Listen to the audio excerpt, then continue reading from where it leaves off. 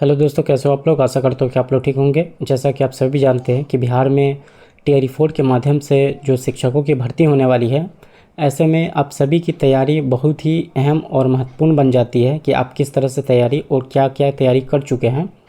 अगर आपने GK GS का पोर्शन अभी तक नहीं कवर किया है, तो अगर आप ये सीरीज पूरा देख लेते हैं तो आपका ज़रूर जीके जीएस पोर्शन कंप्लीट तैयार हो जाएगा, क्योंकि इस बुक में टोटल 18,000 प्रश्न शामिल हैं। और ऐसे में जो बीपीएससी आयोग है उसी के द्वारा पूछा गया पूरा के पूरे सेट्स और प्रश्न शामिल है इसमें। तो आप सभी को एक आइडिया मिल जाएगा कि किस तरह का क्वेश्चन पूछा जाता है और आप सभी अपनी अपनी तैयारी में बहुत ही निपुण हो जाएंगे। बीपीएससी और बीएसएससी द्वारा पूछा गया 18,000 वन लाइनर प्रश्न को हम इस सीरीज में कवर करेंगे। और हमारा टारगेट है कि पूरे किताब को अच्छे से पढ़ना, ताकि एक भी प्रश्न हमसे कोई छूटे नहीं। चलिए शुरू करते हैं। इसमें टोटल 18,000 प्रश्न, टोटल 250 सेट से बहुत ही अहम और महत्वपूर्ण बन जाता है 250 सेट। इस वाले प्रश्न को हमने कवर कर लिया। बिहार सिविल कोर्ट क्लर्क के जो पीटी परीक्षा है प्रथम पाली का, इसको हमने कवर किया है। इसका द्वितीय पाली कवर करना था, कुछ टेक्निकल इशू की वजह से वीडियो बीच में ही रुक गया था। चलिए हम शुरू करते हैं। सेकेंड शिफ्ट में पूछा गया जो प्रश्न है सिविल कोर्ट पीटी का परीक्षा, आप यहाँ पे देखेंगे द्वितीय पाली।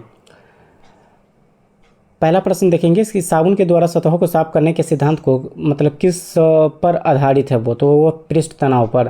करेंसी नोटों में जालसाजी की पहचान करने के लिए कौन से तरंग का प्रयोग होता है, तो पराबैंगनी किरणें होते हैं। जिप्सम का रासायनिक सूत्र क्या होता है, CaSO4 × 2H2O। अब 2 यानी थायराइड ग्रंथि थायरोक्सिन नामक का एक हार्मोन का उत्पादन करती है जो उपापचयी दर को नियंत्रित करता है और किस कमी के कारण होता है, आप सभी जानते हैं अगर तो कमेंट बॉक्स में ज़रूर बताएं। किस विटामिन का अग्रगामी बीटा कैरोटीन से प्राप्त होता है, तो कैरोटीन जहाँ पे देखेंगे आपको वहाँ पे लगाना है विटामिन ए। यंग बंगाल आंदोलन का प्रवर्तक कौन था, हेनरी विवियन डेरोज़ोई। आगे हम अपने प्रश्न को देखेंगे जो सिविल कोर्ट पीटी परीक्षा द्वितीय शिफ्ट में पूछा गया है, उन सारे प्रश्नों को हम कवर कर रहे हैं इस वीडियो में। भारतीय राष्ट्रीय सेना यानी आज़ाद हिंद फौज का गठन किसके विरुद्ध लड़ने के लिए किया गया था, तो उस समय भारत में ब्रिटेन यानी अंग्रेज़ों का राज था, उसके विरुद्ध में लड़ने के लिए ये बनाया गया था आज़ाद हिंद फौज। नागार्जुन सागर परियोजना किस नदी पर अवस्थित है, कृष्णा नदी। भारत के संविधान के 2 उपबंध जो सर्वाधिक स्पष्ट रूप से न्यायिक पुनरावलोकन की शक्ति को व्यक्त करते हैं, कौन सा मतलब है, तो आर्टिकल 32 और आर्टिकल 226। सबसे ज़्यादा अगर भारत का ये आर्टिकल को कहा जाता है, भारत का संविधान का आत्मा भी कहा जाता है, सोल ऑफ कॉन्स्टिट्यूशन भी कहा जाता है इसको। वहीं हम देखेंगे संसद के किसी भी सदन का सदस्य न होने पर भी कौन से संसद के दोनों सदनों की बैठकों में उपस्थित होता था, भारत का महान्यवादी जो अटॉर्नी जनरल होते हैं वो होते हैं। भारत के किस राज्य में सबसे अधिक लंबी तट रेखा है, लंबी तट रेखा है तो वो गुजरात में है। जंक ईमेल को और क्या कहा जाता है, उसको स्पैम कहा जाता है। नेटवर्क्स या मॉडेम्स में डाटा स्थानांतरण दर मापी जाती है बिट्स प्रति सेकंड में। एक वीडियो किसके अनुक्रम को मिलता है, फ्रेम्स के। वह सॉफ्टवेयर जिसे किसी टास्क को पूरा करने के लिए प्रयोग किया जाता है जैसे कि पत्र लिखना क्या कहलाता है, तो एप्लीकेशन सॉफ्टवेयर कहलाता है। कौन सा डोमेन आमतौर पर शिक्षण से संबंधित है, तो .edu से .edu। आगे का प्रश्न देखेंगे हम कि कौन सा इकाई कंप्यूटर सिस्टम में कंप्यूटर के सभी घटकों का प्रबंधन एवं संचालन समन्वय का कार्य पूरा करता है, वो कंट्रोल इकाई है, कंट्रोल यूनिट। आपसे एक फुल फॉर्म पूछा गया है और पिछले एग्ज़ाम में भी जो प्रथम शिफ्ट में एग्ज़ाम हुआ था उसमें भी एक फुल फॉर्म पूछा था, वो था FTF का, ठीक है। और इसमें पूछा गया JPEG का, J फॉर हो गया ज्वाइंट, P फॉर फोटोग्राफिक और वहीं E for experts, G for group, यानी कि joint photographic experts group. URL का विस्तार रूप यूनिफॉर्म रिसोर्स लोकेटर। इसमें 2 आपको फुल फॉर्म पूछा गया है सिविल कोर्ट वाला में और कंप्यूटर से संबंधित यह सवाल है। फिर देखेंगे हम कि स्प्रेडशीट की पंक्ति और स्तंभों को प्रतिच्छेद को क्या कहलाता है, तो वो सेल्स कहलाता है। कौन सा एक चिप है जो CPU में गणितीय और तार्किक निर्देश को निष्पादित करती है, इसका नाम है माइक्रो प्रोसेसर। तो यह था सिविल कोर्ट PT परीक्षा जो द्वितीय पाली में पूछे गए प्रश्न है, उसको हमने कवर किया है। और आप सभी ने जो जीके जीएस वाला पोर्शन होगा उन सारे प्रश्न को देखे होंगे और आपको लगा होगा कि बहुत ही इजी और आसान क्वेश्चन पूछा है।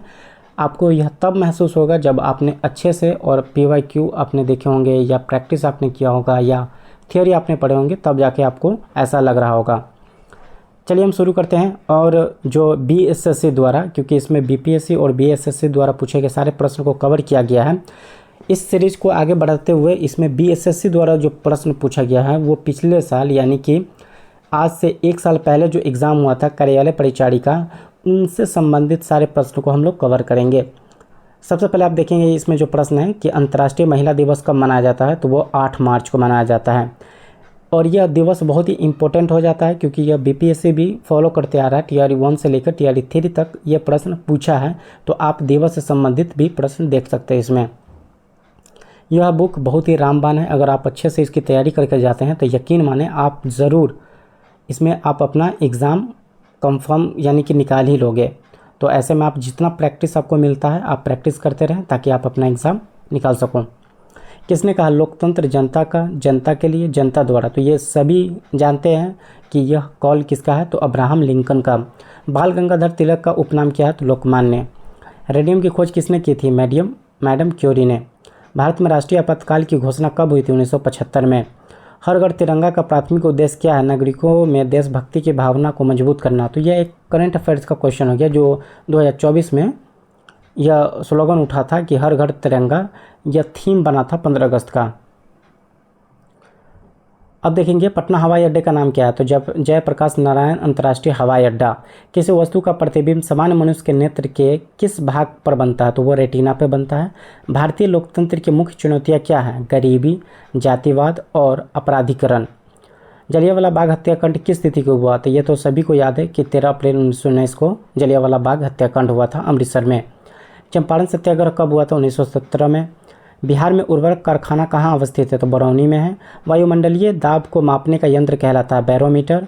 नर्मदा बचाओ आंदोलन के नेता कौन थे, बाबा आमटे। वहीं 1 मई को कौन सा दिवस मनाया जाता है, मजदूर दिवस। आप देख सकते हो कि अभी तक 2 दिवस का प्रश्न पूछ लिया गया है। एक अंतर्राष्ट्रीय महिला दिवस 8 मार्च को, वहीं 1 मई को कौन सा दिवस मनाया जाता है, तो वो है आपका मजदूर दिवस। एटीएम का फुल फॉर्म पूछा गया है, तो ए फॉर हो गया automated, T for teller, M for machine. ATM का फुल फॉर्म होता है ऑटोमेटेड टेलर मशीन। इसमें जो भी प्रश्न पूछे हम सभी प्रश्न को कवर करेंगे। आप अपनी तैयारी के जीके जीएस का पोर्शन आपको यहाँ से पूरा का पूरा फुल्ली तैयारी करा दिया जाएगा, उसके लिए आप बेफिक्र रहें। मोटर गाड़ी के चालक में के सामने कौन सा, तो ये उत्तल दर्पण लगा होता है। ऑपरेशन फ्लड क्या है, डेयरी विकास। प्रकाश की किरण किस प्रकार गमन करती है, तो बिल्कुल सीधा रेखा में, ठीक है, सीधी रेखा में गमन करती है। रूबल किस देश की मुद्रा है, तो ये रूस की मुद्रा है। करो या मरो का नारा किसने दिया था, महात्मा गांधी ने। गेहूं, तिलहन, जौ किस प्रकार की फसल है, तो ये बिल्कुल रबी फसल है। विश्व प्रसिद्ध यंग, और अभी आप बताएंगे जैसे सितंबर अक्टूबर महीना चल रहा, तो अभी इस मौसम में कौन सा फसल तैयार होगा आगे आने वाले महीना में, तो खरीफ है या रबी, आप कमेंट करके बताएंगे। विश्व प्रसिद्ध योग विद्यालय बिहार में कहाँ अवस्थित है, तो वह मुंगेर में है। चौरी चौरा कांड के बाद गांधी जी ने किस आंदोलन को स्थगित किया था, तो वो असहयोग आंदोलन को उन्होंने स्थगित कर दिया था। उनका प्रण था कि इस आंदोलन में हम बिल्कुल भी हिंसा नहीं करेंगे, लेकिन चौरी चौरा कांड होता है जिसकी वजह से गांधी जी इस असहयोग आंदोलन को वापस ले लेते हैं। भारत में संघीय व्यवस्था किस देश का मॉडल पर आधारित है, तो वो है कनाडा के। चिपको आंदोलन का उद्देश्य क्या था, वन संरक्षण। और बीपीएससी टीआरई 1 में क्वेश्चन पूछा था कि चिपको आंदोलन के नेतृत्वकर्ता कौन थे। अगर आप जानते हैं तो जरूर कमेंट करके बताएं। मुख्यमंत्री नीतीश कुमार ने बिहार के किस पर्यटन स्थल पर बोट सवारी का उद्घाटन किया था, तो वाल्मीकि नगर राष्ट्रीय उद्यान। आगे जो प्रश्न पूछा है उसको हम देखेंगे कि स्वर्ण आभूषण को परिशुद्धता की सुनिश्चित करने के लिए मानक चिन्ह क्या है, तो हॉलमार्क है। आपको हॉलमार्क से सोने की शुद्धता का पहचान और पता चलेगा कि इसमें हॉलमार्क लगा है तो ये सोना शुद्ध है, अगर नहीं है तो सोना उतना शुद्ध नहीं है जितना उसका मानक तय है। शेरशाह सूरी का मकबरा कहाँ अवस्थित है, सासाराम में। रामधारी सिंह दिनकर का जन्म किस राज्य में हुआ था, बिहार में हुआ था। महात्मा गांधी के पिता का नाम क्या था, करमचंद गांधी। वहीं बाबा साहेब भीमराव अम्बेडकर का जन्म तिथि किस तिथि को हुआ था, वो 14 अप्रैल को हुआ था। तो यह बीएसएससी द्वारा पूछा गया कार्यालय परिचारी परीक्षा 10वीं पास स्तरीय जो लेवल एग्ज़ाम था उन सभी प्रश्न को हमने कवर किया है। अगर आप अच्छे से तैयारी कर रहे होंगे टीआरई 4 की तो एक भी प्रश्न आपका इस वाले पीवाईक्यू में छोटा नहीं होगा। आप सारे प्रश्नों को कवर कर लिए होंगे।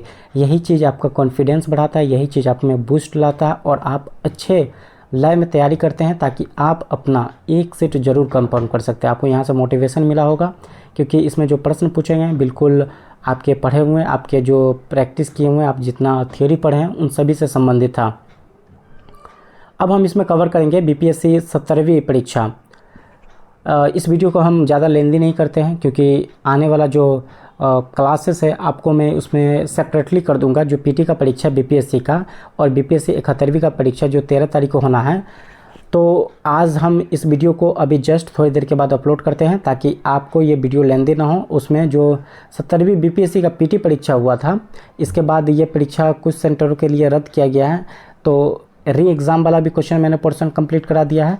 अभी हम जस्ट इसमें पढ़ेंगे बीपीएससी पीटी में जो पूछा गया प्रश्न उन सभी को कवर करेंगे और आप देखेंगे कि बीपीएससी पीटी में किस तरह के प्रश्न पूछे जाते हैं ताकि आपको अच्छा लगे कि आप इस क्वेश्चन को, इस प्रश्न को कर पाते हैं सॉल्व। आपका कॉन्फिडेंस लेवल बढ़ेगा और आप अपनी मेहनत को अच्छे तरीके से तैयारी में लगाएंगे।